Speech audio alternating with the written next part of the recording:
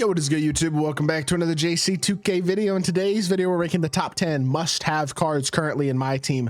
And this is a list of guys who I think really give you everything you want at the really at every position. Like, I think based on value, a lot of these guys are free cards, a lot of these guys are budget, and then a lot of these guys are the best positions cards at their position in the game, and therefore that kind of makes them must have because of how good they are, even if they are expensive. So yeah, I think this is a very good list of the guys you should be targeting to add to your squad at every single spot. But before we hop into the video, if you haven't already, make sure you hit that subscribe button. Help me push towards the 40,000 subscriber mark on the channel. I upload every single day, multiple videos a day. Would really appreciate it if y'all do subscribe. With that being said, without further ado, let's hop right into it. Number 10, Pro Pass Dirk Nowitzki. Now, you're also going to need the Pro Pass for another card later in this video, and I get Pro Pass is $10. It's the best $10 you can spend in the game by far. The amount of value you get for it, the players you get with this Dirk, as well as obviously the Pro Pass version of DWade is obviously a game changer. And I think Dirk, elite shooter, decent speed, much better defensively, and as a finisher than his previous cards as well. His Pink Diamond had 55 standing and driving dunk. This card has 90. It is a huge difference, and he is actually legitimately very solid, which is nice. As a Mavs fan, I'm glad that Dirk is a good card for once, but he is legitimately a stud. Like, this card can absolutely compete at a very high level at the power forward position, and you get him automatically for getting the Pro Pass. I mean, look, I know you got to spend money to get the card, but I think at number 10, that is a pretty fair spot for Dirk Nowitzki. Number 9 is going to be Lonzo Ball, elite level budget point guard. Now, there's several cards like Lonzo, for example, Marcus Smart, Alex Caruso, not on this list, provide very similar value. It's the main reason that he's only at number 9 is because there's a few cards that do pretty much the same thing as he does for a similar value. In my opinion, he's the best of that group, though, so he does get the spot on this list, whereas those two don't.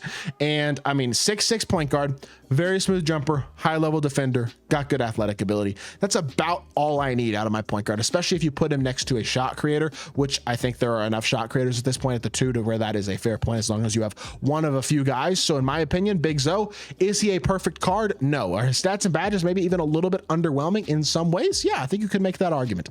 As a whole, though, I think he's very, very good, and I do personally think that Lonzo does deserve to be nice and solidly on this list at number 9. Number 8.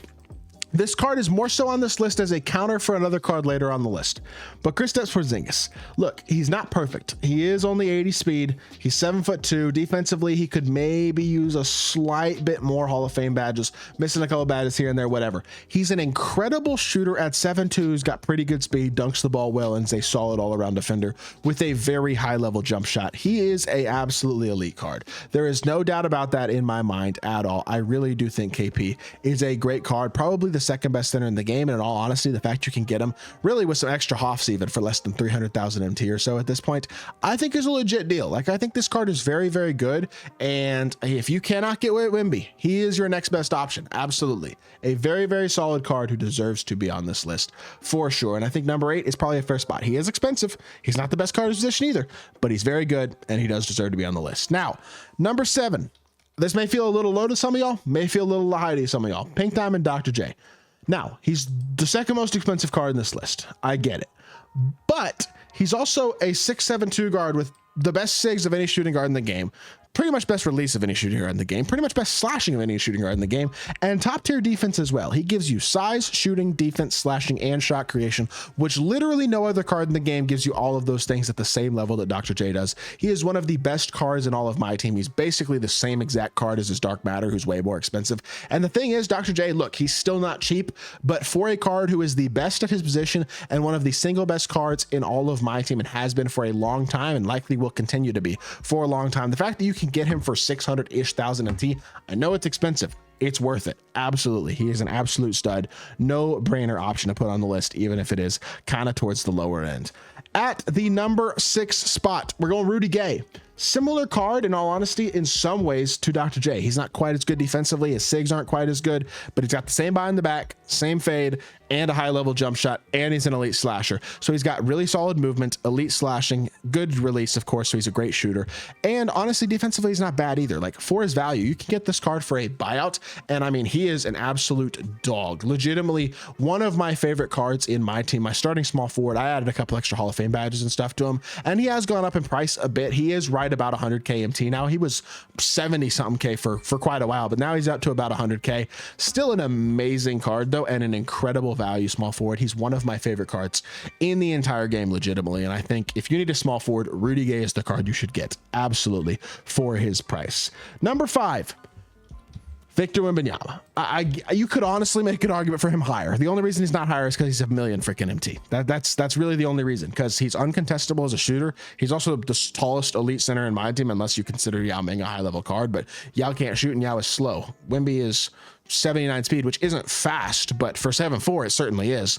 And his jumper is, again, basically uncontestable, the hardest jumper to contest in the entire game. Super smooth and easy across the board. Like, Wemby is just, the only reason I have him this low is because of the inability to be, the fact that he's so expensive. That's really about it, because he is just an absolute dog. And to me, I can't have him any higher than any lower than number 5. That's what I'll say. X-Man's going to be number 4 for me. X-Man, look, he's not a million MT. He's not nearly as good of a card as Wemby is. But the thing about X-Man is he is 92 speed, 85 3 ball, 90 standing, and 95 driving dunk, elite level defender, very complete badges, especially with just a couple badges added. Add Deadeye, Limitless, Shifty Shooter, Handles for Days, and then one of Dimer or Unpluckable. And he's basically got every single important badge in the game except for that one of Dimer and Unpluckable. And even then, not that big of a deal. Jumper's elite. He's amazing as a slasher. He is a monster of a card, a free small forward, totally free at level 37. Amazing, amazing card. And even though he plays a position where there are a lot of good cards, I just think for free, a card this elite who's top 5 at his position in all of my team is super valuable. That puts him at number 4 for me. And keeping in the same trend, although this is Pro Pass Wade specifically, so he's not free. You got to spend $10 to get the Pro Pass. That's where him and Dirk both come in. But Pro Pass Wade is going to go number 3 on the list, mainly because wherever you rank this card, top 3, 4, 5 point guard in the game, he is amazing defensively with a very good wingspan, elite level slashing, and improved speed of his jumper and movement. Now, movement could still be a bit better. Jumper even on very quick, could be a little bit better, but he's got a top tier fade. He's got unbelievably complete stats and badges. He's an amazing slasher, and he gets absolute god tier defensive animations as well. He is a stud at the point guard position. Kind of a no-brainer card to put very high on this list. Honestly, the only reason he's probably number 3 is because he costs $10 to get. So the top 2 guys in this list are totally free. That's really about the only reason that DWade is at number 3.